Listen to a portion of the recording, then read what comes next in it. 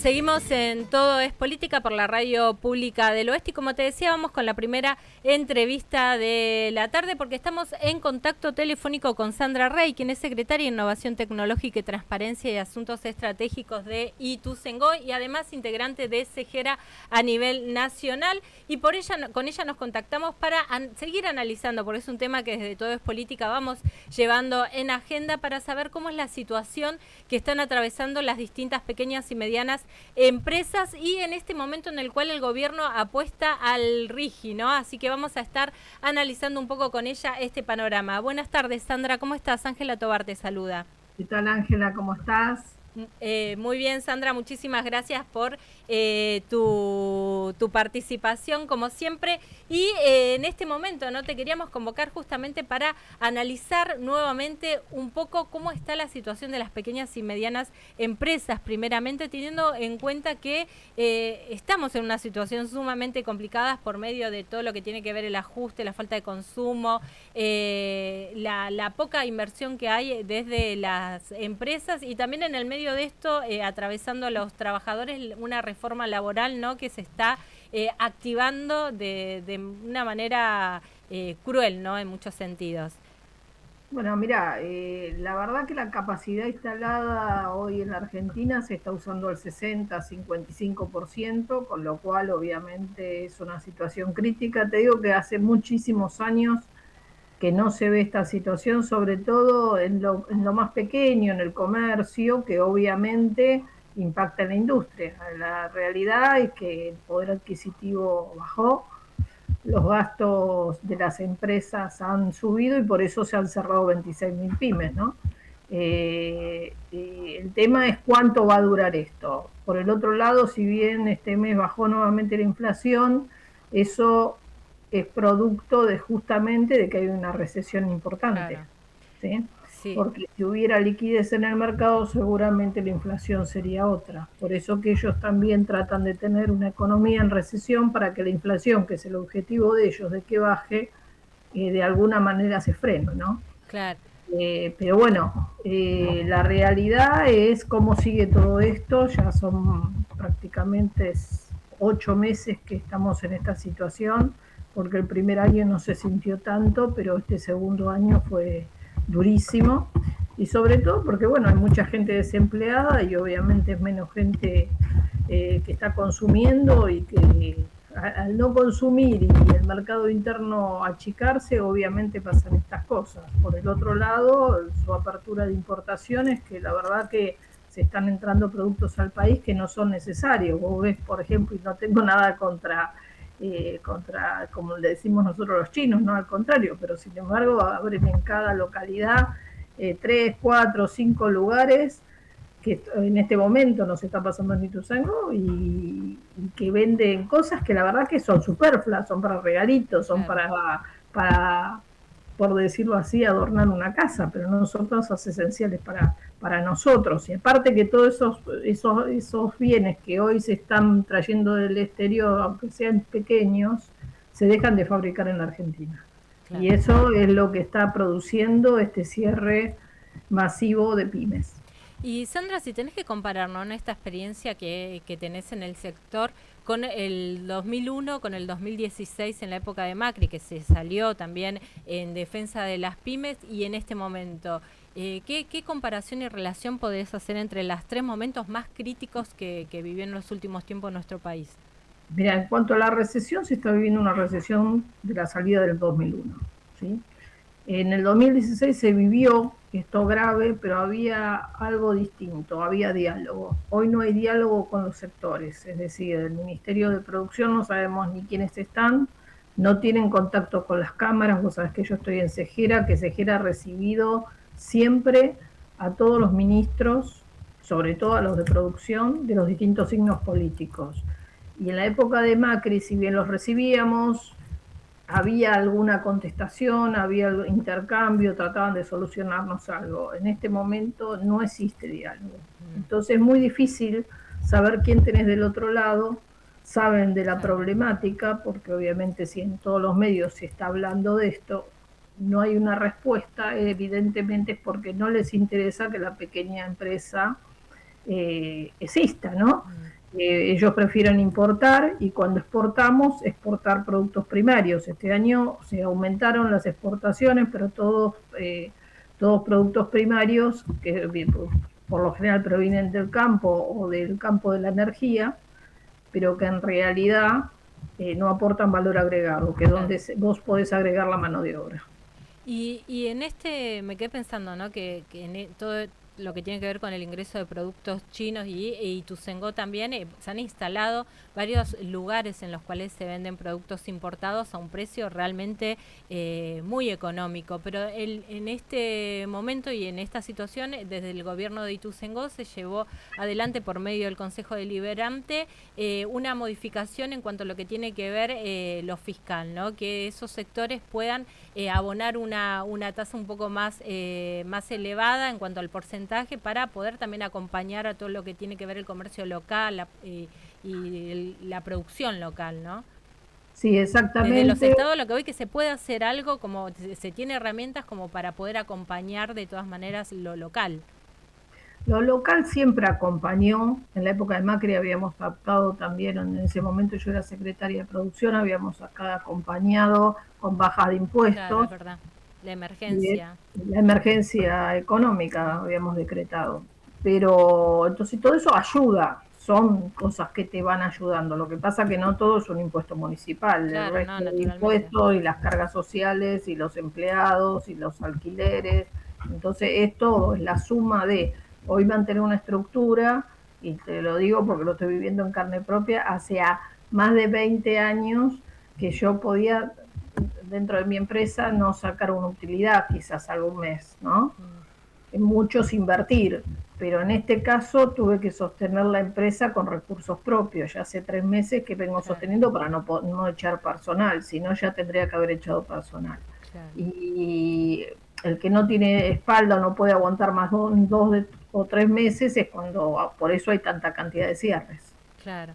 Y con este análisis, ¿no? ¿Cuál es la expectativa que tiene el comienzo de esta segunda mitad de año, ¿no? ¿Cuál es la expectativa que hay en esta última Yo creo parte? que es la primera vez que no hay expectativas, ¿eh? Porque siempre teníamos una esperanza, bueno, son 2, 3 meses, 6 meses, realmente no hay expectativa, es sostenerse, es mantenerse, tenemos experiencia en que todos los ciclos han empezado y han terminado, y hay que esperar y hay que aguantar. Por eso te digo que el que no tiene un poquito de espalda para sostener o no tiene una administración sana, por decirlo así, en su negocio, en su pyme, por eso están cerrando. Entonces, la verdad que no hay muchas esperanzas. Desde el gobierno municipal se dan un montón de herramientas. Mismo esta semana, mañana va a estar la ronda de negocios, que eso ayuda. Nosotros con la parte tecnológica de la Secretaría de Innovación también estamos haciendo un montón de cosas. Pero bueno, son paliativos, son cosas para ayudar. Claro. Lo que acá realmente importa es que se reactive la economía. Sí, claramente. Y bueno, hoy nos acompaña de manera especial acá el compañero Rubén Magliotti también. ¿Querés hacer una consulta, alguna pregunta, Rubén? ¿Cómo estás? ¿Cómo Hola estás, Sandra, Rubén? ¿qué tal? Buenas tardes. Si el modelo económico se profundiza y como decís vos no hay ningún tipo de expectativa, entonces ¿qué? No, yo creo que lamentablemente nos falta para la elección, pero y para un recambio de gobierno un año, pero yo creo que hay grandes posibilidades que este gobierno no siga, no continúe. De hecho, nosotros obviamente tenemos otra ideología, pero más allá de eso nos interesa que vaya bien el país, ¿no? Y si uno viera que, bueno, vos decís, bueno, no es mi signo político, pero esto anda bien, hasta vas a acompañar, porque a mí me interesa la Argentina. Pero la verdad que lo que uno ve, y ya te digo, no hay una expectativa hacia adelante, no hay un rumbo, creo que esto no termina bien. ¿Querías? No, no, la última preguntita, porque me hace ruido la elección de octubre del año pasado.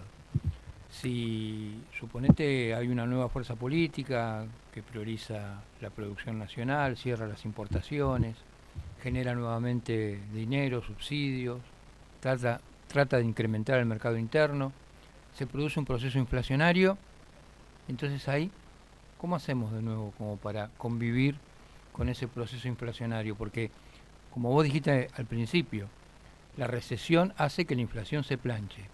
Si vos inyectás dinero y hay de nuevo una especulación y un poder que está detrás de esa especulación, que puede llegar a generarte inflación, ¿no estamos de nuevo repitiendo un ciclo de crisis? No, obviamente que bajo la experiencia que tienen, lo que tenemos que hacer primero es generar ese partido político que nosotros siempre aspiramos a que sea lo nuestro, pero realmente con una gran autocrítica, y por el otro lado con unión, y por el otro lado con un buen equipo de gobierno, con buenos economistas que puedan transformar una situación en la otra, ¿no? Si no, volvemos a caer en lo de siempre. Obviamente que evitar el déficit fiscal es importante en un país. El tema es a costa de qué, ¿no? Que es lo que todos estamos viviendo. Bueno, está bien, han achicado, han bajado la inflación, hay recesión, pero el costo lo está pagando la gente, ¿no? Y realmente se ve en la calle, se ve, no hay sector que no lo tocó. Claro. Entonces, la gente también está en una gran disyuntiva, por eso ganaron el año pasado, ¿no?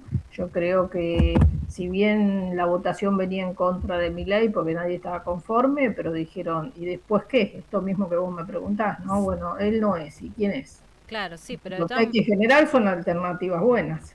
sí, de todas maneras también lo que hay que marcar y no dejar de mencionar es que el año pasado en la elección de octubre metió la mano a Estados Unidos también, ¿no? Exactamente, yo creo que influyó eso fuertemente. El 80% de la elección de la gente. Claramente, ahí hubo una mano también externa que manipuló y modificó un poco algunas opiniones que quizás no estaban del todo muy consagradas, ¿no?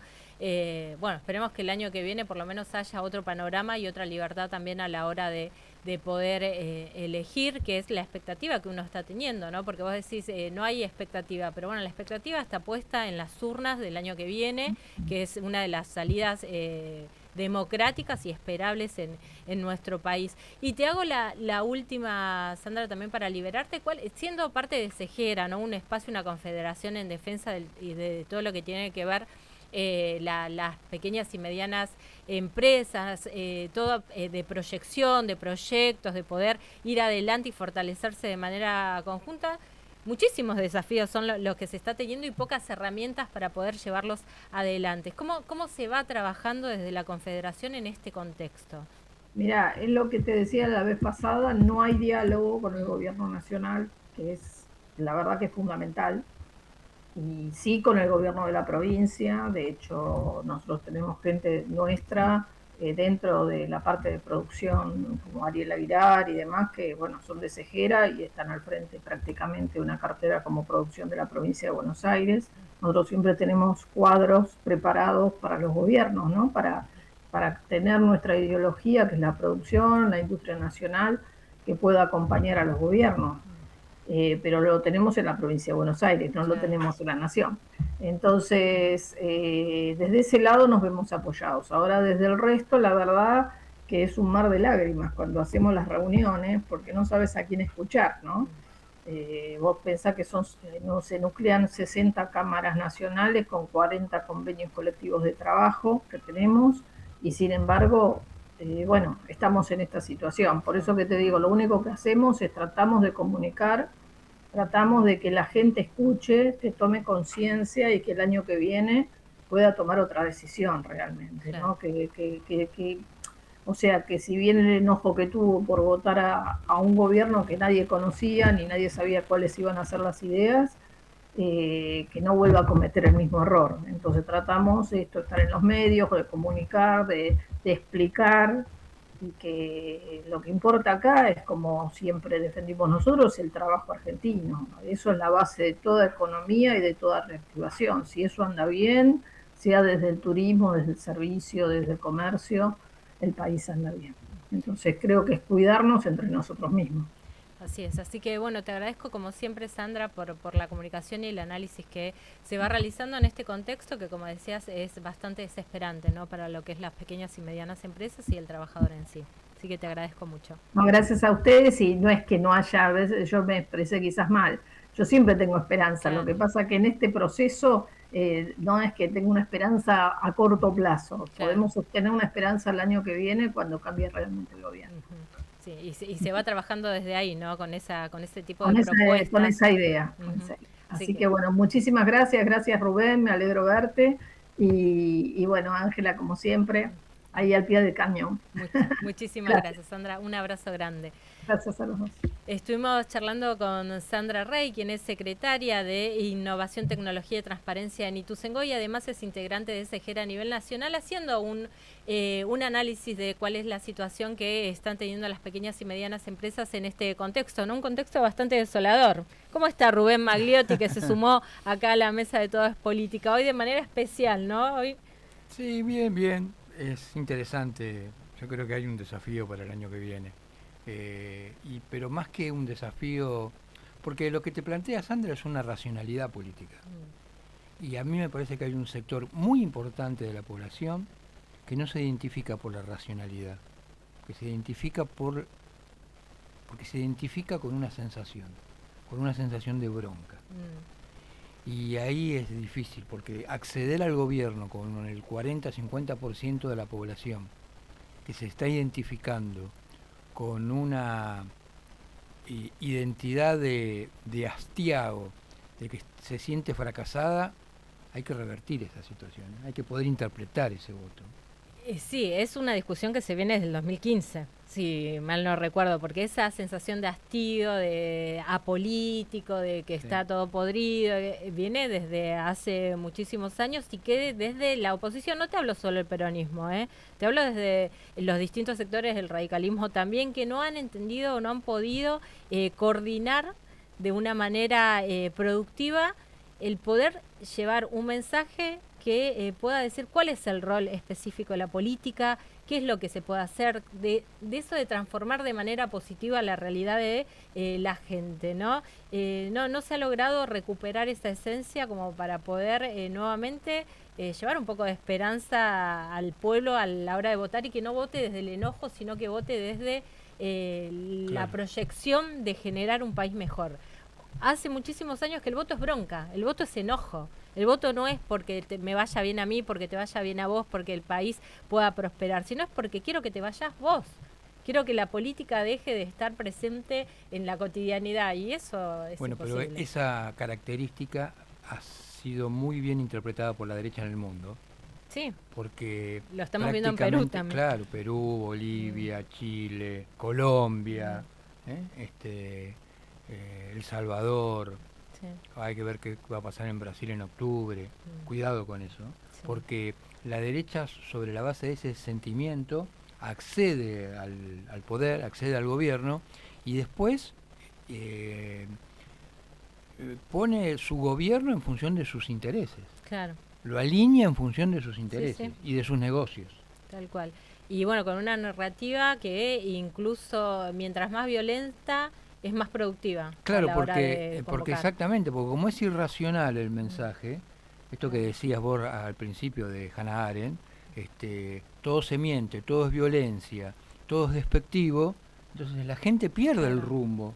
Entonces se empieza a identificar sobre la base del nuevo exabrupto. No importa que Milei haya dicho lo que haya dicho de Patricia Bullrich o de Santilli. Eso, o de su vocero. Claro, eso es para una persona que está entendiendo la política como algo racional. Si vos lo interpretás desde la pasión y desde la bronca, te da lo mismo que hoy insulte a uno y después lo ponga en el poder, que venga Adorni o que se vaya. ¿Y qué opinas de ese trío, ¿no? De ese abrazo entre Adorni, Santilli y Milei, que estaban abrazados ellos dos y Milei le dice, vení, Adorni. Es parte del mensaje de somos nosotros.